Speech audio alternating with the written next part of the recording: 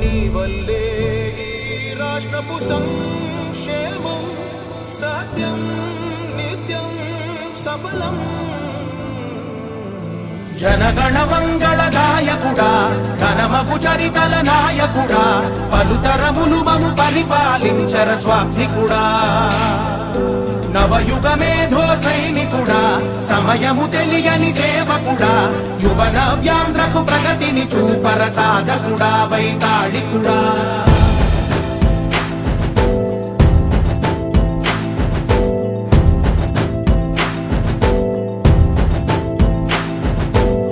ప్రతి ఇల్లు నిన్నే నిన్నే పిలిచింది, ప్రతి గడప నీకే స్వాగతమంటోంది.